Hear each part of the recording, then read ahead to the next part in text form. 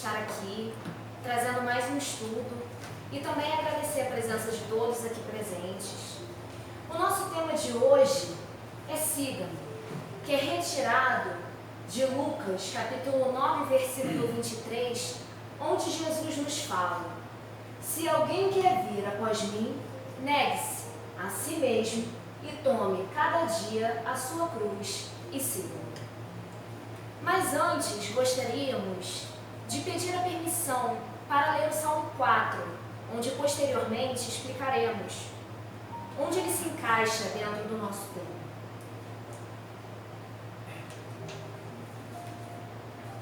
Ouve-me quando eu clamo, ó Deus da minha justiça.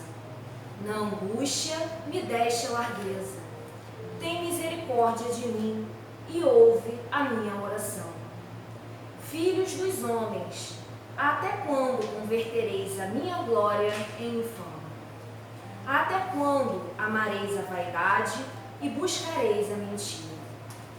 Sabei, pois, que o Senhor separou para si aquele que é piedoso.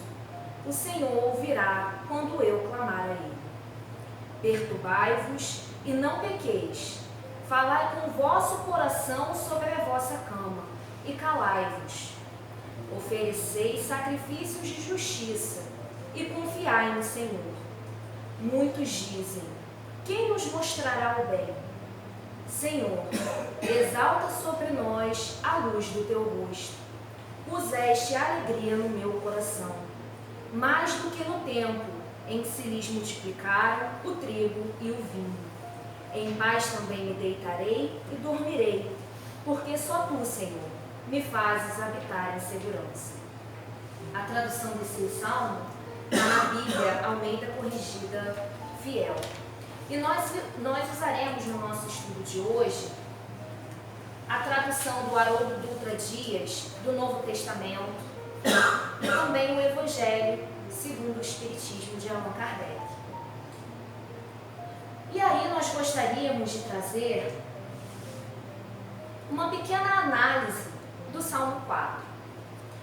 Mas primeiro nós precisamos compreender o que são os salmos. Os salmos são cânticos, cânticos entoados, hinos proclamados, ou seja, era uma canção. Porque naquela época não havia papel e impressora como nós temos tão facilmente nos dias atuais para imprimir a nossa página. Então as palavras, os ensinamentos do Cristo eram passados de maneira verbal. E o Salmo 4, como a maior parte dos salmos, foi escrito e entoado primeiramente por Davi, aquele que conhecemos contra a batalha de Golias, que enfrentou o gigante Golias, que foi na batalha contra os filisteus. E Davi, ele além de profeta, ele era um guerreiro.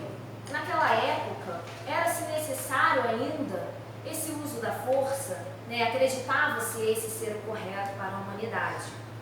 E ele foi rei do povo de Israel durante cerca de 40 anos.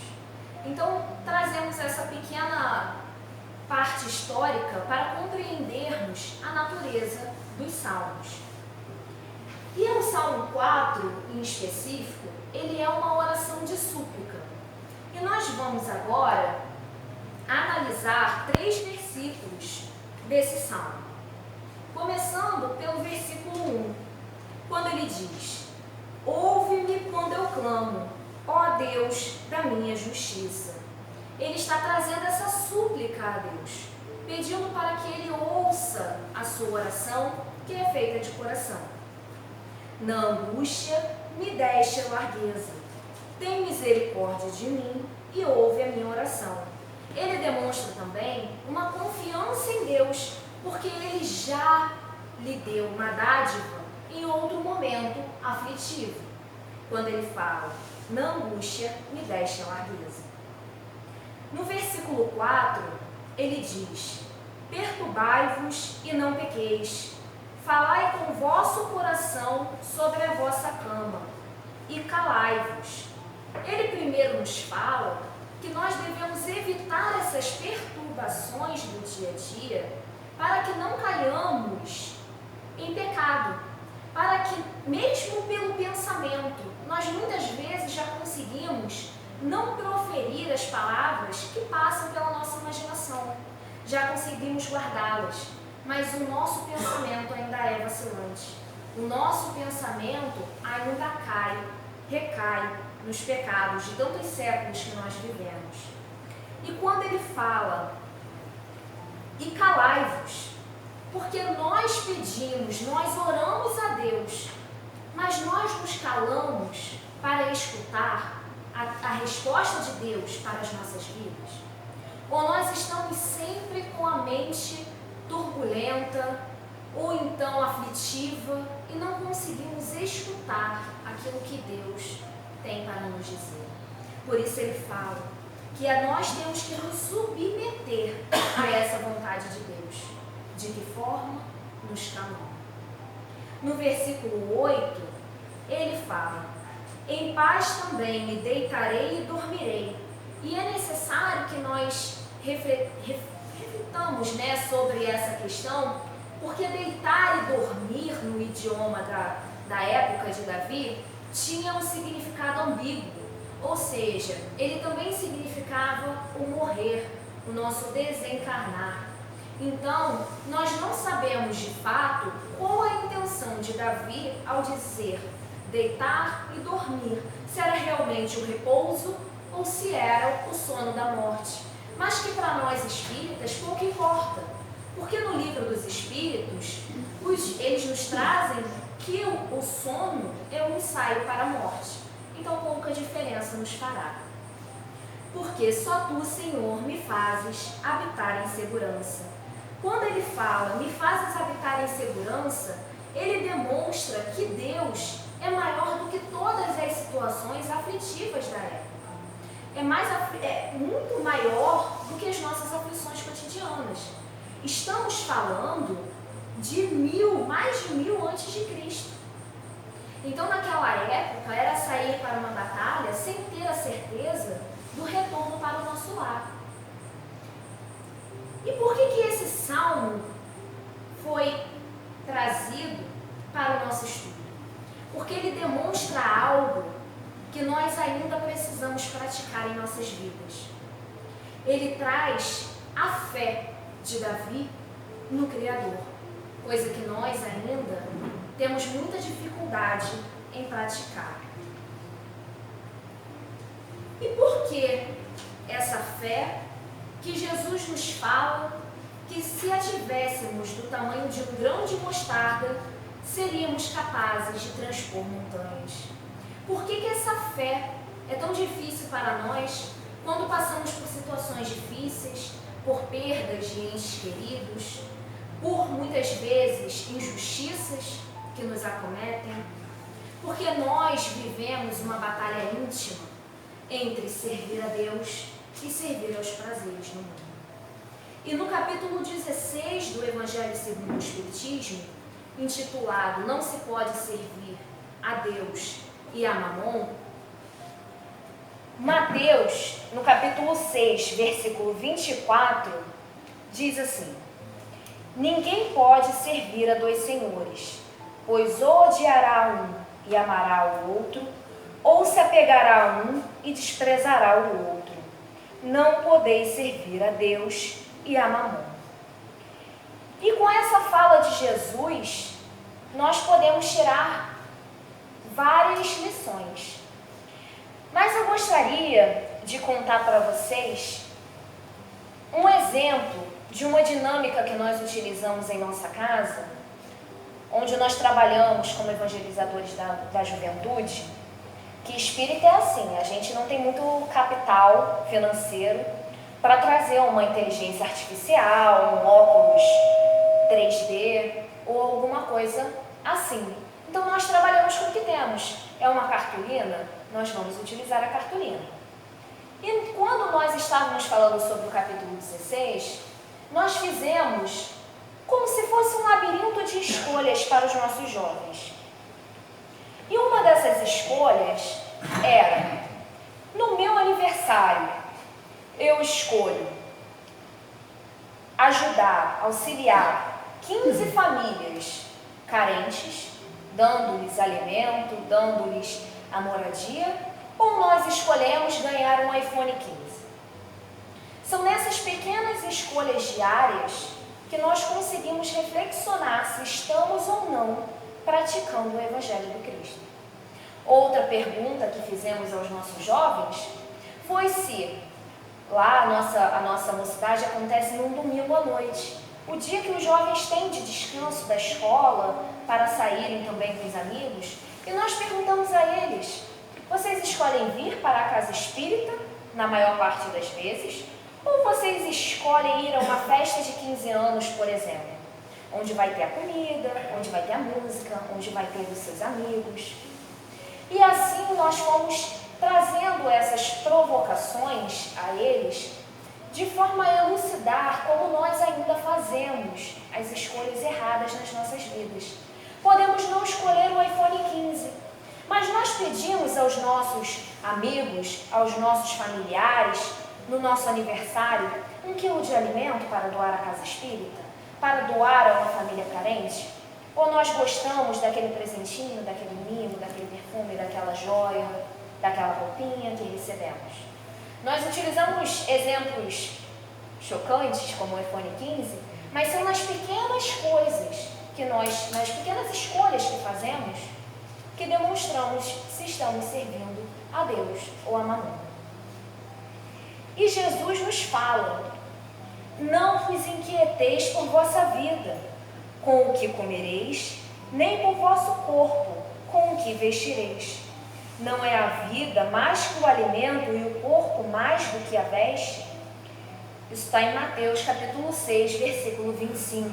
Porque nós justificamos os nossos excessos, as nossas escolhas, pautadas em: não, mas eu estou encarnado, eu estou no corpo físico, eu preciso de comida, eu preciso de roupas.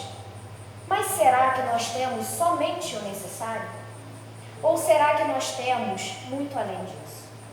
Então, trago uma reflexão para que façamos no nosso íntimo, porque nós justificamos dessa forma. E Jesus nos diz que a vida é muito mais do que o corpo, é muito mais do que o alimento, é muito mais do que a veste. E em seguida ele fala, ele utiliza o exemplo das aves, que Deus proveu o alimento e o abrigo para as aves. Por que nós nos questionamos se Ele não nos proverá? Somos menores do que as aves perante a Deus? E é esse questionamento que ele nos traz. Porque nós muitas vezes pensamos: ah, mas isso é muito difícil, eu não consigo. Mas nós temos exemplos vivos.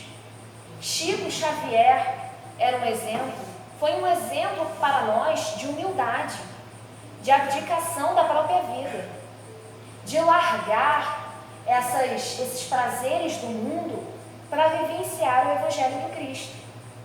Vê se Chico Xavier tinha um armário lotado de roupas, se ele tinha uma fartura imensa de alimentos dentro de sua geladeira, ou se ele vivia com pouco, com aquilo que colhia, com aquilo que tinha ali comprado para o mês, e doava a maior parte do seu salário para os irmãos que estavam necessitando, sejam eles nas ruas, sejam em abrigos.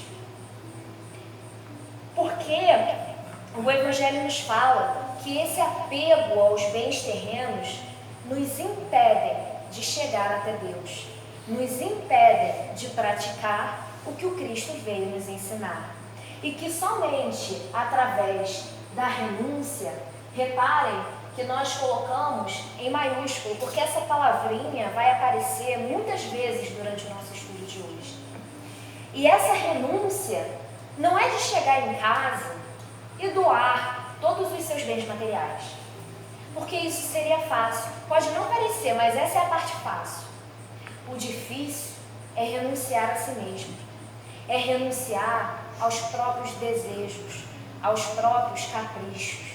Porque não adianta nós doarmos todos os nossos bens, todas as nossas roupas, se nós não tivermos essa renúncia interna do próprio ser. de praticar as palavras do Cristo com amor. Então, nós deixamos também uma perguntinha: o que verdadeiramente se possui? Porque nós falamos a todo instante: a minha casa, o meu celular, o meu filho.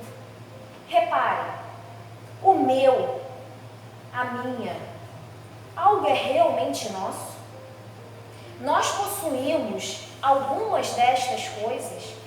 Quando nós falamos dos filhos, isso é muito complexo, porque nós pensamos: eu gerei essa vida, mas nós temos que lembrar que essa vida já existia antes de nós, porque quem a gerou foi Deus, não fomos nós. Então, quando nós recaímos nesse pensamento de que é meu, devemos sempre tentar nos lembrar, é um exercício constante, de que nada é realmente nosso. A única coisa que é propriamente nosso são as nossas aquisições morais, aquilo que aprendemos, a nossa consciência tranquila. Isso sim é nosso, mas nada desse mundo verdadeiramente nós possuímos. Tudo é empréstimo de Deus. Até porque Jesus nos disse que o reino dele não é deste mundo. Então, por que nós nos preocupamos tanto com as coisas do mundo e nos esquecemos de vivenciar as coisas de Deus? E quem entende um pouco de história vai reconhecer essa imagem da princesa Isabel, que está contida no nosso slide como um exemplo, mas que citaremos a seguir. Essa passagem de Jesus está em Mateus, no capítulo 6, versículo 19, versículo 21, e ele diz assim: não tesoureis para vós tesouros sobre a terra, onde a traça e a corrosão consomem, e onde os ladrões arrombam e roubam. Entesourai para vós tesouros no céu, onde nem a traça nem a corrosão consomem, e onde os ladrões não arrombam nem roubam. Pois onde está o teu tesouro, ali estará também o teu coração. E é necessário que façamos essa reflexão: aonde está o nosso coração? Ele está voltado para as coisas do mundo? Ou ele está voltado para o autoaperfeiçoamento, para a reforma íntima, que é a proposta do Cristo para nós? E o exemplo da princesa Isabel, que nós conhecemos pela libertação da escravatura no Brasil, mas fazendo uma pequena contextualização histórica, a princesa Isabel, ela foi filha de Dom Pedro II e de Teresa Cristina, e ela era a sucessora do trono do Brasil. Ela era muito católica, fervorosa, e ela possuía 3 filhos e o seu marido, Conde Deu.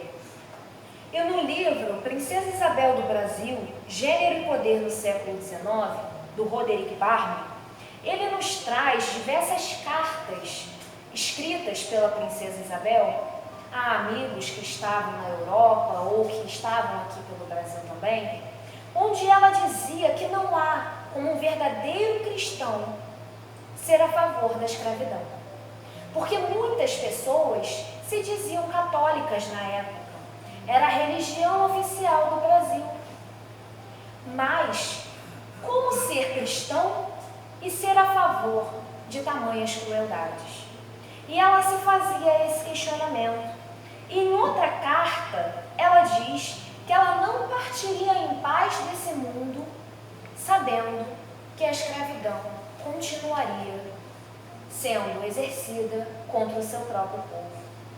E ela, ao assinar a Lei Áurea, tão conhecida por nós, ela não só libertou os escravos, mas ela condenou a própria família. A família real, ela foi exilada. Ela perdeu os bens que tinham. Basta irmos ao Museu Imperial de Petrópolis e vermos tamanhas joias, roupas, artefatos de ouro, banheiras feitas de ouro. E ela abdicou disso tudo. E ela sabia que essa era uma possibilidade muito provável. Mas ela escolheu servir a Deus. Ela escolheu os preceitos morais que a igreja pregava na época. Ela escolheu a liberdade dos nossos irmãos. E nós, o que escolheríamos? Nós escolheríamos a nossa família? Nós escolheríamos o poder? Nós escolheríamos os nossos bens terrenos? Ou nós escolheríamos a Deus? É uma pergunta difícil, mas que deve ser feita por nós, porque nós damos muito mais valor às coisas do mundo do que a Deus. E Jesus nos fala em Mateus capítulo 6, versículo 33 e 34. Buscai primeiramente o reino e a sua justiça, e todas estas coisas vos serão acrescentadas. Portanto, não vos inquieteis com o amanhã, pois o amanhã se inquietará consigo mesmo. Basta a cada dia o seu mal.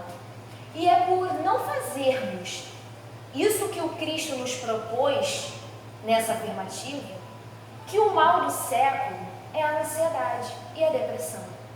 Porque nós buscamos primeiramente as coisas do mundo. Nós buscamos primeiramente constituir uma família. Nós buscamos primeiramente ter uma estabilidade financeira, uma estabilidade no trabalho, para depois buscar uma religião, buscar uma conduta, buscar a reforma íntima. Mas deveria ser o contrário, porque essas palavras consoladoras do Cristo é o que nos traz a paz interior, que nós tanto pedimos em nossas orações. Então, Jesus nos fala que nós invertemos isso. E quando ele fala, buscai primeiramente o reino, nós nos questionamos também, como estamos buscando o reino dos céus? Estamos buscando, frequentando a casa espírita uma vez por semana? Ou nós estamos buscando, reformando as nossas atitudes quando alguém nos ofende, quando alguém fala algo que não gostamos para nós, quando somos muitas vezes ignorados por pessoas que considerávamos próximas?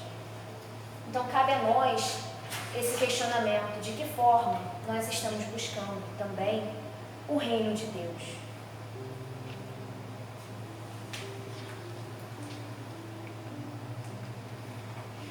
E agora nós vamos adentrar propriamente ao nosso tema. Se alguém quer vir após mim, negue-se a si mesmo e tome cada dia a sua cruz e siga. E nós retiramos essa passagem, está no capítulo 24 do Evangelho segundo o Espiritismo, no último item, lá esquecidinho. O capítulo fala sobre não coloqueis a candeia embaixo do alqueire. Não é nem o título do capítulo 24 do Evangelho, mas está como um item. E o que me chamou a atenção é que, se repararmos, que essa passagem está escrita nos quatro evangelhos. Foi escrita pelos 4 evangelistas que estão contidos no Novo Testamento.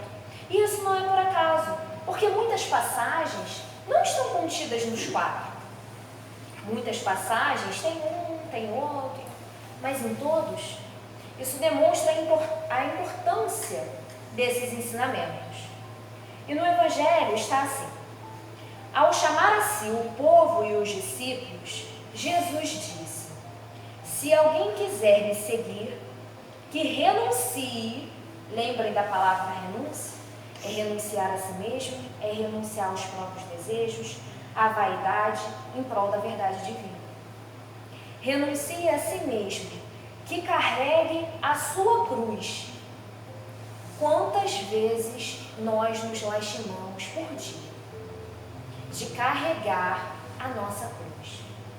Seja por uma doença do corpo físico, seja no trânsito, seja em algo que deixou de acontecer de bom. Às vezes nem aconteceu nada de ruim, mas nós nos queixamos. Mas Jesus carregou a cruz. Ele, em esfera de Cristo, co-criador do nosso planeta, governador da terra, ele carregou a própria cruz. A cruz da injustiça, a cruz da indiferença, a cruz das palavras malditas sobre ele. E no momento final, como diz na nossa página, ele fala: eu estarei convosco até o fim dos séculos. Então, por que nós somos tão desobedientes, por assim dizer, da vontade divina e não carregamos a nossa própria cruz com bom ânimo? Porque Jesus está conosco. E ele diz que carregue sua cruz e siga-me, pois aquele que quiser salvar a si mesmo se perderá, e aquele que se perder por amor a mim e ao Evangelho se salvará. Quando ele fala isso, nós podemos nos recordar do apóstolo Paulo. Paulo perdeu a vida, foi um mártir do cristianismo, mas ele não negou Jesus. Ele não negou as verdades de Deus. Ele carregou a própria cruz, sabendo das faltas que tinha cometido, mas com bom ânimo para modificá-las. De fato, de que serviria um homem ganhar tudo e perder a si mesmo?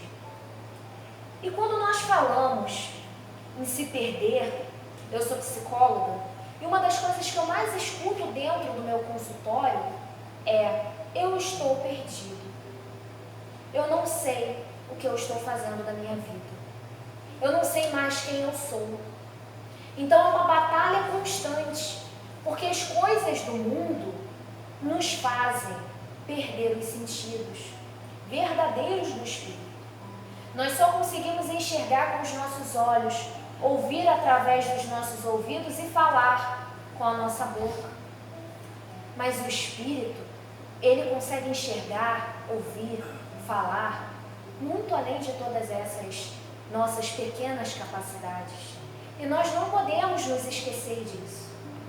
Porque Jesus também nos fala que se nós já tivermos a nossa recompensa aqui na Terra, se nós estamos felizes, tem alguma coisa de errado. Tem alguma coisa de errado. O nosso planeta é um planeta de provas e expiações.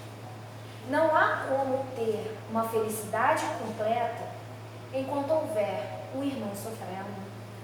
E quanto mais cedo essa consciência cair sobre nós, mais rápido teremos a oportunidade de realizar a reforma íntima, de seguir os ensinamentos de Jesus. E nós traremos, porque nos questionamos então sobre os chamados do Cristo. E nós escolhemos trazer dois exemplos de dois discípulos muito conhecidos por nós. E como foi o chamado de Jesus a eles?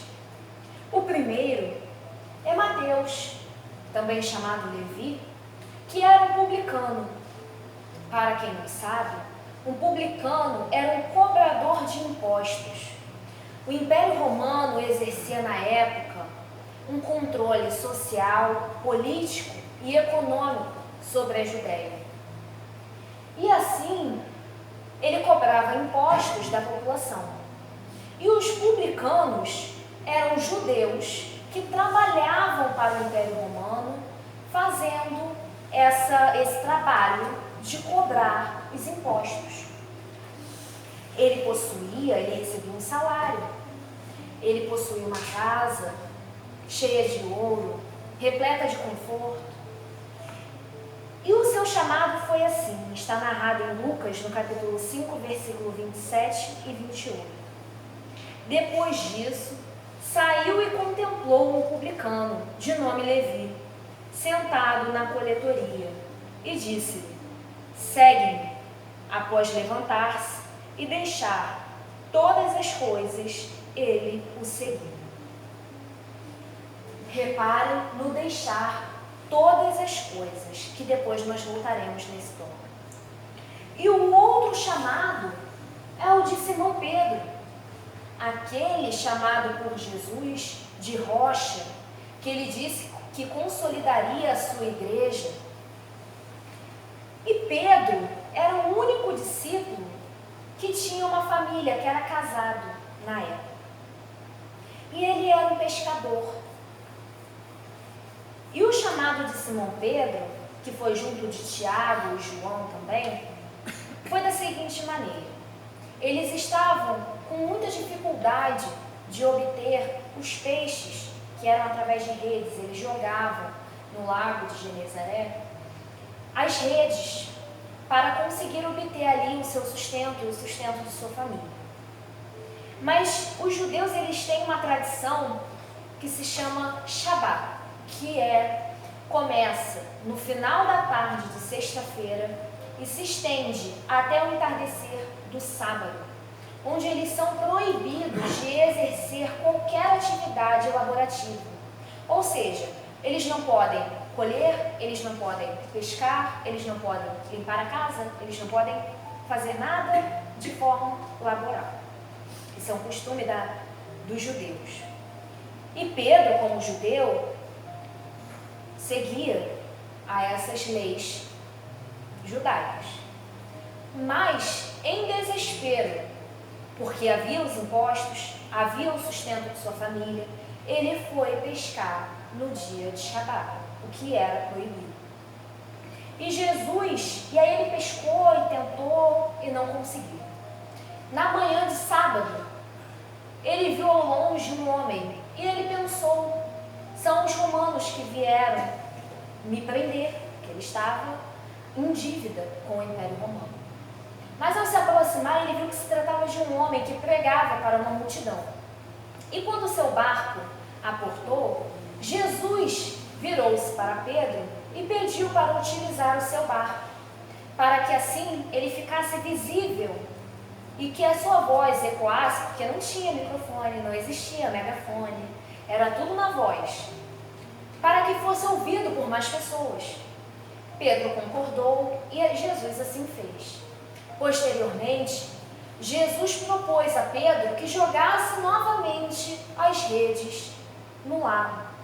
E Pedro pensou: mas eu tentei a noite inteira, como que agora os peixes surgirão? Mas, já que Jesus tanto insistia, Pedro jogou e a rede estava recheada de peixes, ao ponto de puxar levemente as embarcações. E então Pedro, aí está em Lucas capítulo 5, versículo 8, prostrou-se dos joelhos de Jesus, dizendo: Senhor, afasta-te de mim, porque sou um homem pecador. E daí nós podemos talvez tirar dois ensinamentos da fala de Pedro. Primeiro, ele reconhecia os seus pecados, porque nós muitas vezes não reconhecemos as nossas falhas. Nós achamos que estamos sendo perfeitos, mas cabe a nós olhar mais profundamente para as nossas dificuldades. E ele também poderia estar se referindo por não estar cumprindo a tradição judaica da época, e por isso seria um pecado. E continua: e Jesus disse a Simão: não temas, a partir de agora serás pescador de homens. Ao aportarem os barcos sobre a terra, deixando tudo, o seguiram. Reparem que os dois seguiram sem pensar duas vezes, sem pensar: eu tenho que avisar a minha mãe, eu tenho que avisar a minha esposa, ou eu tenho que pegar meu telefone, que na época não existia, mas nós faríamos isso.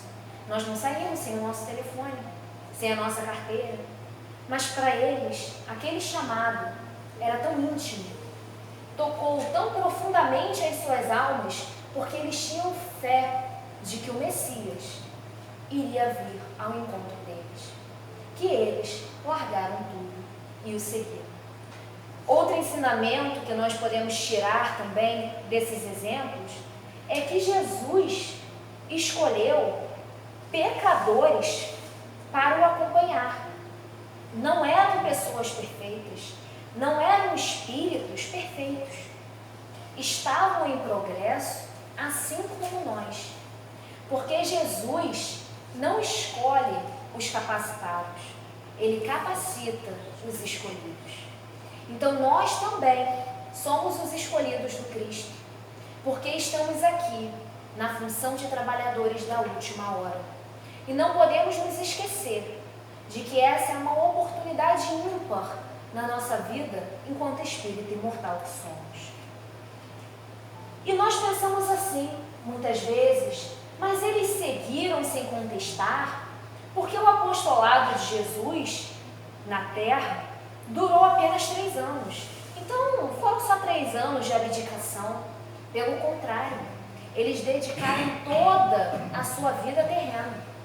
Uns trabalhando na casa do caminho, outros indo ao auxílio dos leprosos, outros indo pregar as palavras do Cristo. Continuaram realizando os milagres, porque Jesus deu essa autoridade a eles. Então, essa não é uma justificativa para nós. E nós temos que enxergar os chamados do Cristo nas nossas vidas.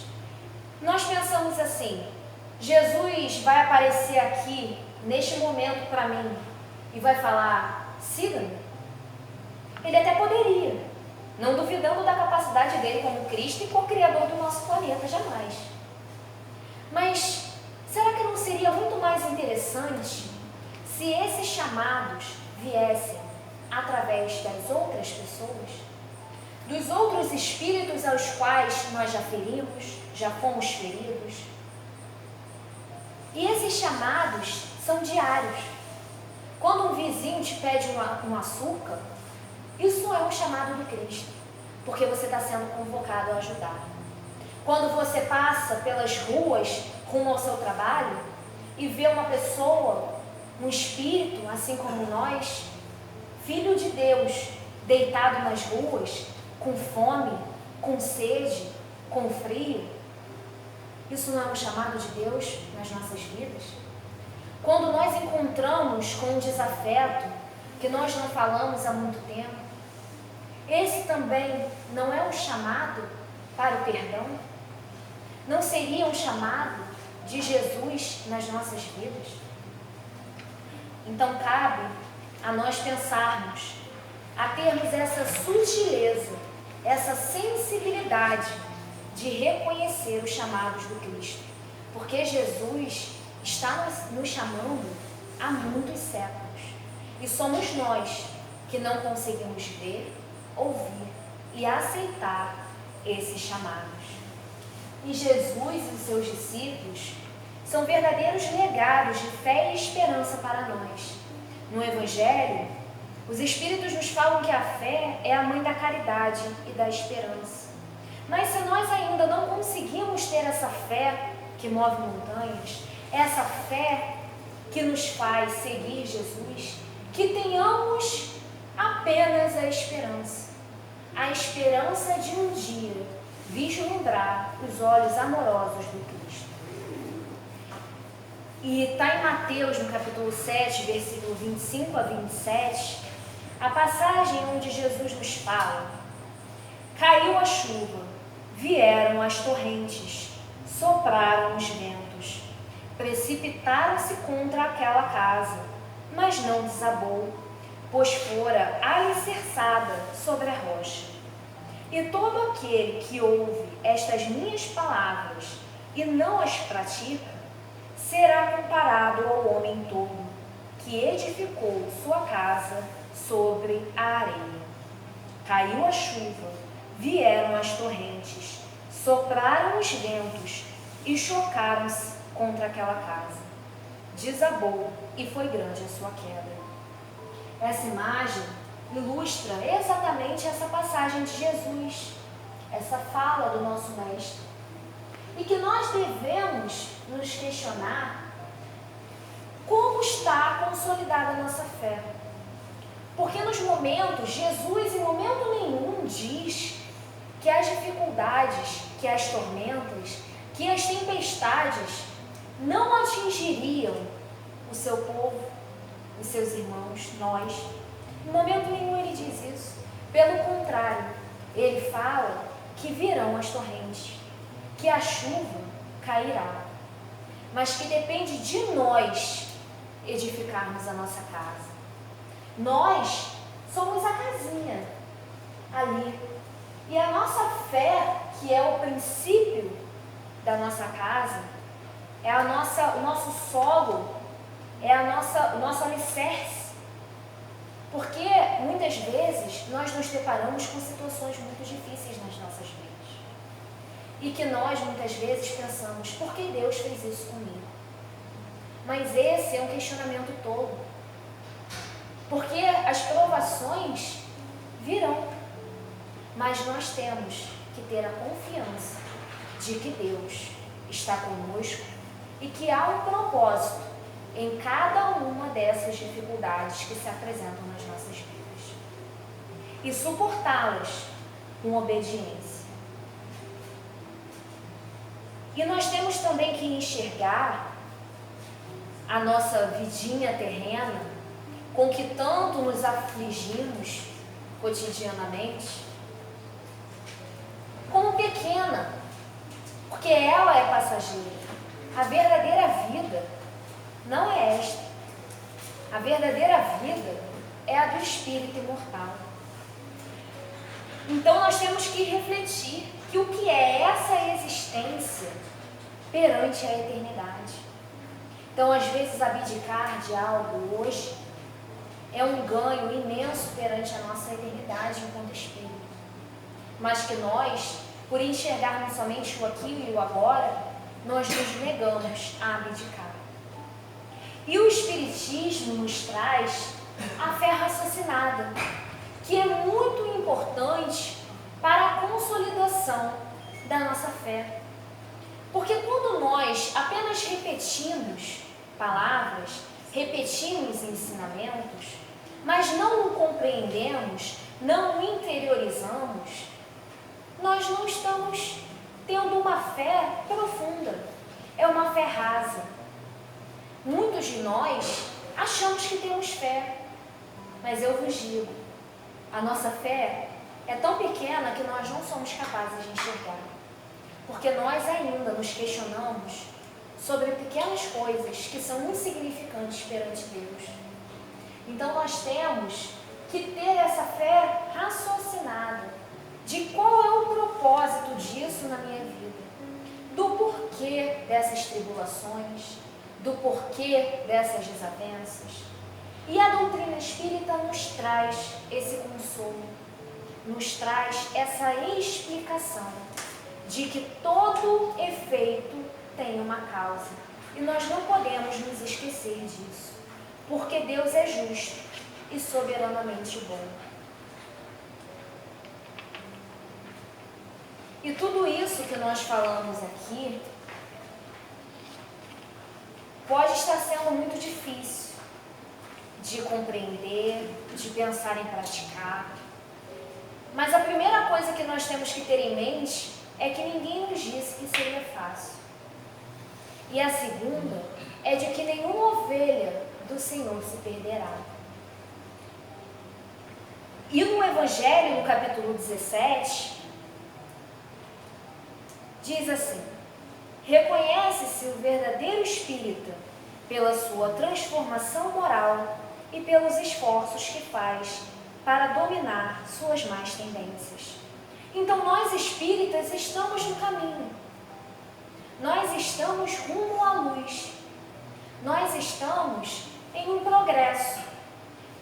Na psicologia nós falamos, usamos sempre essa alegoria, nós sempre tentamos enxergar o ponto de chegada, mas nós esquecemos que o mais importante é o caminho, é nós passarmos e olhar para as pessoas ao nosso redor, é olhar para a natureza que nos envolve, é olhar para a criação divina que está presente nas mínimas coisas. Mas nós estamos nesse progresso que é constante. E uma coisa interessante também é que quando nós falamos em transformação, em esforços para dominar as nossas más tendências, nós podemos nos lembrar de Michelangelo, escultor, que todos nós conhecemos, que ele estava esculpindo uma estátua de Davi, lembra do Salmo 4? Ele estava esculpindo a estátua de Davi. E veio um homem e lhe perguntou: como você pode fazer esse mármore se transformar em Davi? Qual o tamanho da sua capacidade? E Michelangelo diz: Davi sempre esteve aqui, eu apenas tirei o excesso. Então assim é também conosco. Nós devemos retirar os nossos excessos, pouco a pouco. É progressivo. Se tentarmos tirar tudo de uma vez, não haverá escultura nenhuma, porque vamos desabar. Nós somos imperfeitos. Precisamos nos lapidar pouco a pouco, com paciência, porque Jesus tem paciência para conosco. Então nós também devemos, ao mesmo tempo que devemos nos cobrar, devemos também nos perdoar, porque ainda somos muito falhos. E a culpa e o arrependimento não levam a lugar nenhum, se não tiver uma força de ação, de mudança, de transformação. E já chegando próximo ao nosso horário de encerramento, gostaríamos de terminar com uma que considero uma das mais belas passagens de Jesus, que está contida em Lucas, no capítulo 15, versículo de 3 a 7, onde ele diz: que homem dentre vós, tendo 100 ovelhas e perdendo uma delas, não deixa no deserto as 99 e vai após a perdida até que venha a achá-la? E achando-a, a põe sobre os seus ombros, jubiloso, e chegando a casa, convoca os amigos e vizinhos, dizendo-lhes: alegrai-vos comigo, porque já achei a minha ovelha perdida. Digo-vos que assim haverá alegria no céu por um pecador que se arrepende, mais do que por 99 justos que não necessitam de arrependimento. Porque Jesus não veio para os sãos, ele veio para os doentes, não somente do corpo, mas também do espírito. E nós somos doentes, nós somos as ovelhas perdidas de Jesus, do nosso sublime pastor da Galileia. E nós devemos refletir sobre esses chamados constantes de Jesus em nossas vidas e fortalecer a nossa fé para seguir o chamamento de Jesus, abdicando das coisas do mundo, porque Ele está nos chamando a todo instante. E um dia Ele nos dirá: siga-me, e que tenhamos a obediência, que tenhamos essa oportunidade de seguir. Nós agradecemos pela oportunidade de compartilhar este estudo e que Jesus permaneça conosco nos nossos corações, hoje e sempre.